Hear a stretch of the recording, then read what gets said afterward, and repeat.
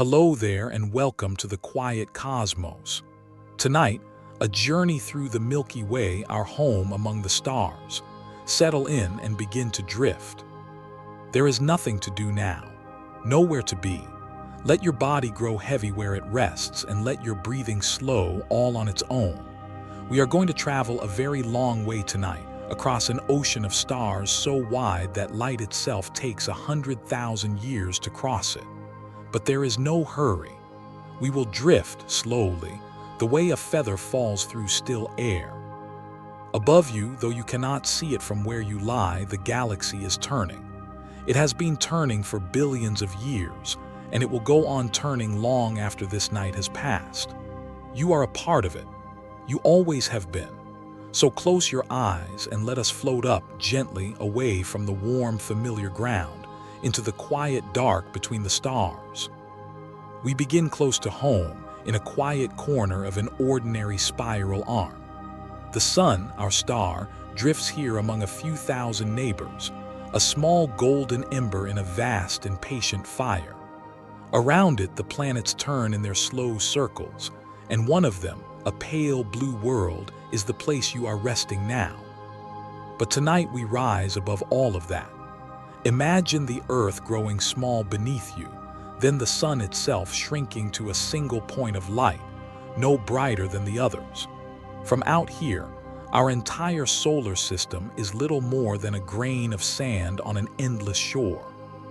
We are sitting in what astronomers call the Orion Arm, a gentle ribbon of stars and glowing gas that winds its way around the galaxy. It is a calm and unremarkable place, and that is its gift.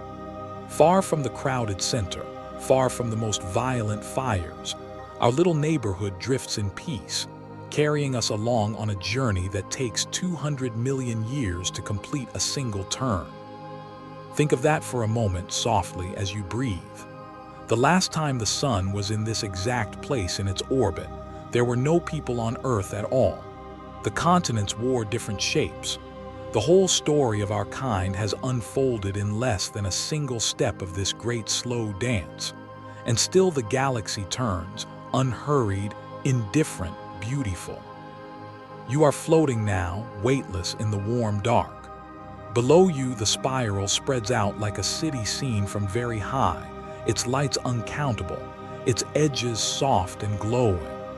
Let yourself sink into it, the way you sink into sleep, without effort, without fear. Drift with me now slowly, past the nearest stars. They are not crowded together, the way they seem to be in the night sky. Between one star and the next lies an emptiness so wide it is almost beyond imagining. If the sun were a single grain of sand, its closest neighbor would be another grain of sand, far away across an empty room. And yet the neighborhood is full of quiet wonders. Here is a red star, old and cool, glowing the color of a dying coal. It burns so slowly that it will outlast the sun many times over, shining its dim and steady light for trillions of years. There is no rush in a star like this. It simply endures. Here is a pair of stars, bound together, turning around one another in a slow embrace that has lasted longer than the Earth has existed. And there, a young blue star, fierce and bright and brief, pouring out its light with a kind of reckless joy, knowing nothing of the long quiet that the small red stars will one day inherit. We pass them one by one, these distant suns, and each one is a world unto itself with its own light, its own color, its own slow story. Some may have planets, some may have oceans, some perhaps have someone lying quietly beneath their skies, looking up, wondering as you have wondered what else is out there in the dark. There is a deep comfort in this if you let yourself feel it. You are not alone in the vastness. You are one light among countless lights, all of you turning together, all of you carried by the same slow current through the same endless night. Breathe in softly, breathe out and drift on. Ahead of us now, a soft glow begins to grow. It is faint at first, like the first hint of dawn, and then richer, deeper, until the whole of the dark before us is filled with color. We have come to a stellar nursery, one of the great clouds where stars are born. These are the most beautiful places in all the galaxy. Towers of gas and dust rise like quiet mountains, lit from within by the newborn stars they hide. Curtains of glowing hydrogen drift in slow and silent folds, pink and gold and deepest blue. Nothing here moves quickly. The shaping of a star takes 1,000,000 years and more, and so the whole vast cloud seems frozen, a single held breath in the long life of the galaxy. But it is not still. Deep inside, in the darkest and densest hearts of these clouds, gravity is patiently at work. A knot of gas grows heavier and heavier, drawing more of the cloud into itself, until at last, in its hidden center, a spark catches. A new star opens its eyes, and its first light pushes back the darkness, carving glowing caverns out of the cloud that made it. Drift among these towers now, slowly, the way you might wander through a forest at dusk. Let the soft colors wash over you. There is no danger here, only the quiet patience of creation, unfolding on a scale so slow that to us it seems like rest itself. Somewhere in a cloud like this one long ago, our own sun was born, and the gold of its light, the warmth that reaches the earth even now, began in just such a glowing and silent place. We are, all of us, the children of these nurseries. The very atoms in your body were gathered here in the dark and given to the stars and given back again. Let that thought settle over you, soft as a blanket. You are made of the same stuff as these glowing clouds. You belong here, so rest. Let the colors fade gently into the dark behind us and let us drift on. The young stars do not stay alone. They are born in families, hundreds or thousands at a time, and for a while they travel together, a loose and shining company moving through the galaxy as one. We come now to such a family, a cluster of young stars still wrapped in the last threads of the cloud that bore them. They glitter blue and white, like a handful of diamonds scattered across black velvet. Wisps of pale gas still cling to them, catching their light, glowing softly. In time, these stars will drift apart, each going its own quiet way, until the family is scattered across the whole great wheel of the galaxy. But tonight they are together, and the sight of them is enough to slow the breath and still the mind. Further on, we find an older gathering, far older, one of the ancient globular clusters that orbit high above the galaxy's disk. Here there are not thousands of stars, but hundreds of thousands, a great glowing sphere of them, packed so close near the center that the night there would never be truly dark. These are among the oldest things in all the universe. They were already ancient when the sun was young. They have watched the galaxy turn 10,000 times. Float toward one of these old clusters now, slowly, and let its light surround you. Imagine a sky filled not with a scattering of stars, but with thousands of them, close and bright and warm, a ceiling of soft golden fire. There is something deeply restful in such an old and crowded place, a sense of belonging, of being held within a great and quiet company that has endured beyond all measure of time. These stars asked for nothing and feared nothing. They simply shone together for longer than you can imagine, and they are shining still. Let their steadiness become your steadiness. Let their long calm become yours. Now we pull back slowly, until the individual stars blur together and the great shape of the galaxy begins to reveal itself. We are traveling along one of the spiral arms, those long and graceful curves that wind outward from the center like the arms of a slowly turning pinwheel. The arms are where the galaxy is most alive. Here the gas is thickest, and the stars are youngest and brightest, and the dusk gathers in dark and trailing lanes that thread between the lights like rivers of shadow. As we drift along the arm, glowing nurseries pass beneath us one after another, each a small bonfire in the dark, and clusters of new stars sparkle along the way like sparks carried on a slow wind. But the arms themselves are not solid things, not really. They are waves, gentle ripples moving through the disk of the galaxy, and the stars drift in and out of them as they orbit, the way a wave moves through the sea while the water itself stays mostly where it is. A star may spend 100 million years within an arm, and then 100 million more in the quieter spaces between. The whole galaxy is breathing, slowly, its bright arms forever forming and fading, and forming again. There is no edge to this, no sudden boundary, only a soft and endless fading of light into dark and dark into light. We drift along the great curve, carried by it, in no hurry to arrive anywhere at all. Below, the dust lanes wind on into the distance.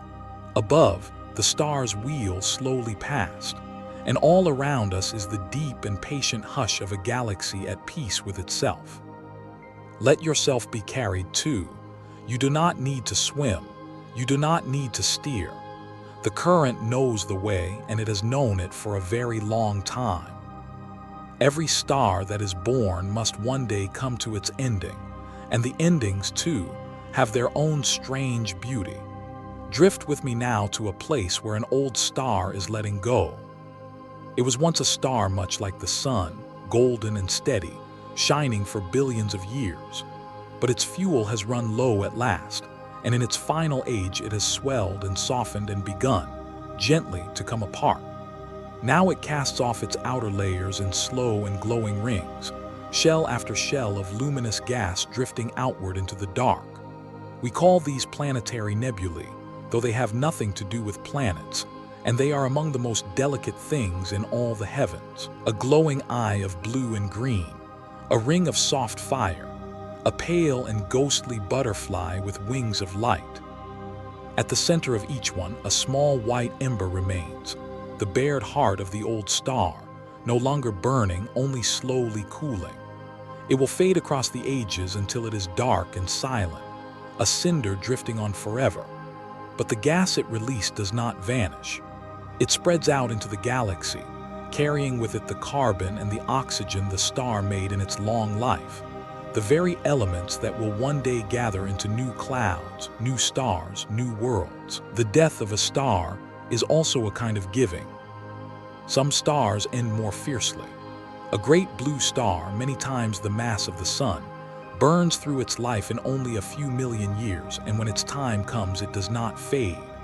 It collapses, and then it shatters the dark in a single blinding moment, a supernova, brighter for a little while than all the other stars of the galaxy combined.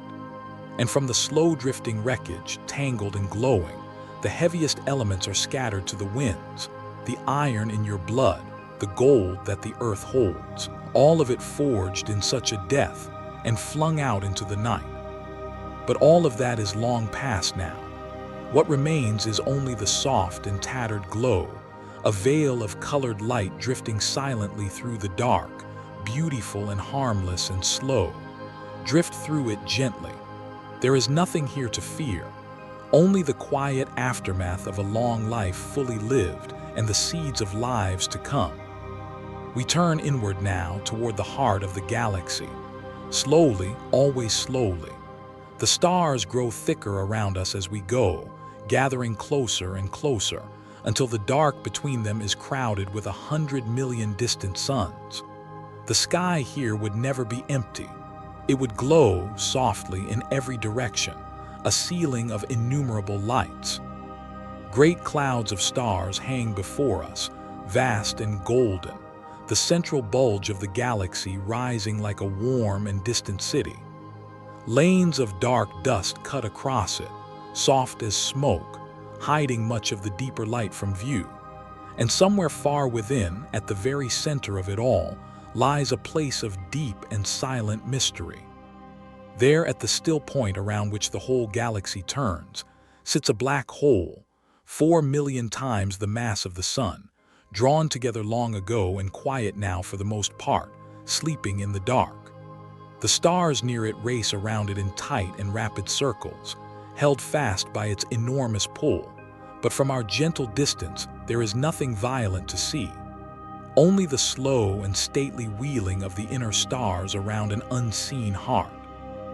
It is strange to think that everything we have drifted past tonight, every nursery and cluster and dying star, every spiral arm, every quiet sun, all of it turns around this single hidden point. The galaxy is held together by it, anchored by it, kept in its slow and ageless rhythm by the patient pull of its dark and silent center. We will not go any closer. We do not need to.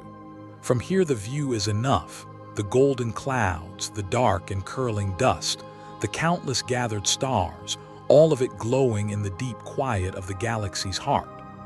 Let your gaze rest there softly, the way you might watch the embers of a fire burning low, and let your mind grow as still as that ancient sleeping center. Now we drift outward again, away from the crowded center, into the quieter dark. But the dark, you will find, is not empty. It is full of something soft and patient and almost invisible, the great clouds of dust and shadow that wind through the whole of the galaxy. These are the dark nebulae, and they are the opposite of the glowing ones we passed before. They give off no light of their own. They are simply cold and dense and still, blotting out the stars behind them, carving shapes of deeper black against the glow of the Milky Way. A horse's head, rising silent and dark, a long and curling river of shadow, a single drifting cloud, hiding whatever it holds within. And what they hold, of course, is the future, for it is in the coldest and darkest of these clouds that the next stars are quietly beginning. Hidden from all light, deep in the patient shadow, gravity is doing its slow work again, gathering, pressing, waiting. The dark is not the end of things. It is the place where things begin. There is a lesson in that, soft and wordless, for a quiet mind at the edge of sleep. The dark is not to be feared. It is where rest lies and renewal and the slow gathering of all that is to come. To drift into the dark is not to be lost. It is only to be carried gently toward the light on the far side. So let the dark clouds close softly around us now. Let them dim the distant stars to a faint and gentle glow. There is nothing here but stillness and patience and the deep, slow breathing of a galaxy that is in no hurry at all. Breathe with it, in and out, and let yourself sink a little deeper. We rise now, up and out, away from the bright flat disk of the galaxy, into the vast and lonely space above it.